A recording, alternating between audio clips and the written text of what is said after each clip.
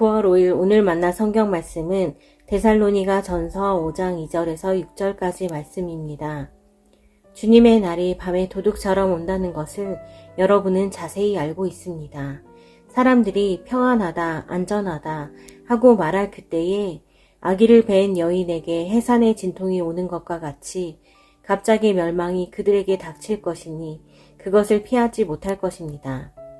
그러나 형제자매 여러분, 여러분은 어둠 속에 있지 아니하므로 그날이 여러분에게 도둑과 같이 덮치지는 않을 것입니다.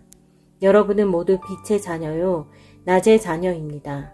우리는 밤이나 어둠에 속한 사람이 아닙니다. 그러므로 우리는 다른 사람들처럼 잠자지 말고 깨어 있으며 정신을 차립시다. 아멘. 오늘 만나로 만나주시는 하나님을 기대합니다.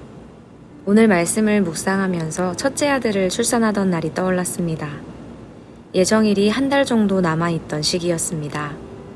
정기검진을 위해 병원을 방문했는데 주치의께서 첫째는 예정일이 지나서 나오는 경우도 있으니 이제부터 열심히 운동을 하라고 조언하셨습니다. 그날 처음으로 동네 뒷산을 올랐습니다. 1시간 남짓 높은 언덕을 오르고 내려왔더니 쉬고 싶은 마음이 굴뚝 같았지만 잠시 고민하다가 그동안 미뤄왔던 출산 가방을 쌌습니다. 입원해서 필요한 물품과 아기 용품들을 가방에 넣어두고 방도 깨끗하게 정리했습니다. 놀랍게도 그날 밤 진통이 찾아왔습니다.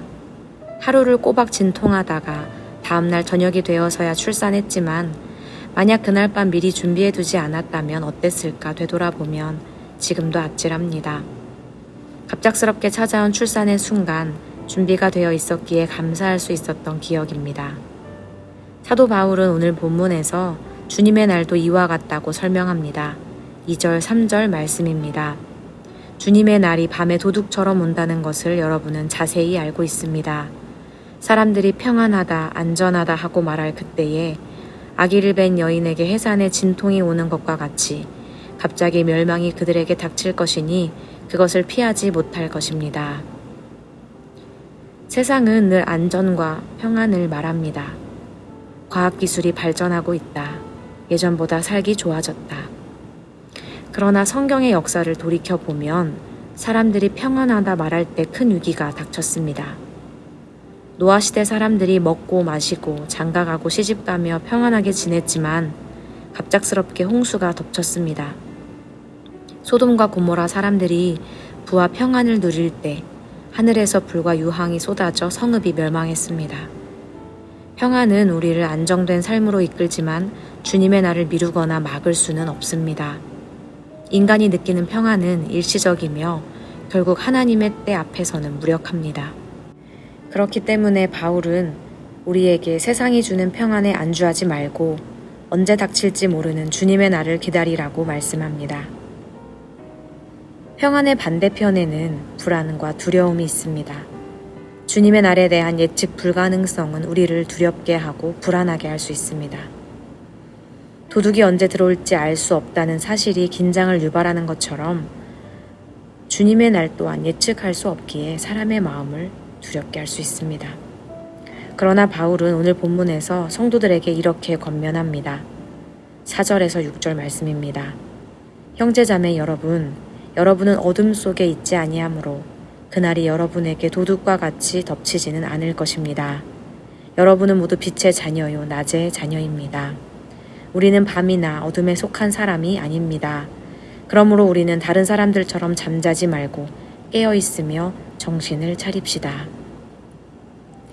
바울이 말하는 어둠은 단순히 해가 진 시간이 아니라 영적으로 무감각한 상태를 가리킵니다. 하나님 나라의 도래를 인식하지 못하고 영적 활동이 정지된 상태가 바로 어둠의 삶입니다. 이런 상태에서는 위기가 찾아와도 민첩하게 대처할 수 없습니다. 반대로 빛의 자녀, 낮의 자녀라는 표현은 영적으로 깨어있는 상태를 의미합니다. 사람들은 낮 동안에 일하고 만나고 활동합니다. 바울은 믿는 자들의 정체성을 빛의 자녀라 선포합니다. 세상은 여전히 불확실성과 두려움으로 가득하지만 우리는 두려움에 눌려 수동적으로 기다리거나 멈춰있는 삶이 아니라 빛의 자녀답게 깨어 적극적으로 선을 행하고 사랑을 실천하며 하나님께서 맡기신 삶의 자리에서 충성하는 사람들입니다. 사랑하는 성도 여러분, 때로 세상은 평안함으로 우리를 안주하게 만들거나 불확실성으로 우리를 불안하게 합니다. 그러나 성도는 평안함 속에서는 분별하고 불확실성 속에서도 소망을 가져야 합니다. 우리는 장차 반드시 오실 주님을 믿고 있기 때문입니다. 주님의 날은 불안한 심판의 날이 아니라 약속의 완성, 구원의 완성이 드러나는 날입니다. 출산을 앞둔 부모가 두려움보다 기대와 설렘으로 아기를 맞이하는 것처럼 우리도 재림을 심판의 공포가 아니라 만남의 기쁨으로 준비해야 합니다. 주님은 우리를 두렵게 하시려는 분이 아니라 영원한 잔치로 초대하시는 신랑이시기 때문입니다. 우리는 때로 나중에 해야지라며 미룹니다. 나중에 연락해야지, 나중에 가야지, 나중에 말해야지, 나중에 드려야지. 그러나 하나님의 시간은 예측할 수 없습니다. 사람의 눈으로는 아직 멀었다 생각할지라도 주님은 뜻밖의 순간에 찾아오십니다. 빛의 자녀로 부름받은 우리는 언젠가가 아니라 지금 여기서 주님을 맞을 준비를 해야 합니다.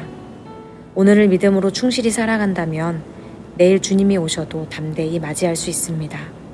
일상 속에서 사랑과 섬김을 미루지 말고 오늘 주신 시간과 만남, 오늘 주신 사명을 소중히 여기며 충성하는 하루를 살아가길 소망합니다. 기도하겠습니다. 하나님, 오늘 말씀을 통해 참된 소망을 주시니 감사합니다. 세상의 불안과 두려움 속에서도 주님의 재림은 반드시 이루어진다는 약속을 붙들게 하옵소서.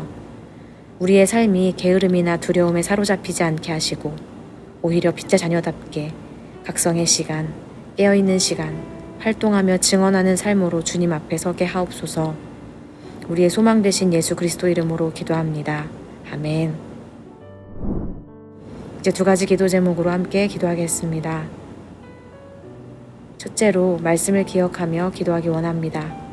세상이 주는 일시적 평안에 안주하지 않고 불확실성과 두려움 가운데서도 주님의 약속을 굳게 붙들게 하옵소서. 오늘 주신 시간과 기회를 충실히 살아가면서 주님의 날을 맞이하게 하옵소서. 둘째로 교회를 위해 기도하기 원합니다. 우리 교회가 잠을 자듯 영적으로 무감각한 삶이 아니라 낮과 같이 깨어 활동하는 삶을 살게 하옵소서. 어두운 세상 속에서도 빛의 역할을 감당하며 흔들리지 않고 소망을 붙들게 하옵소서. 이렇게 기도하신 후에 개인 기도하시겠습니다.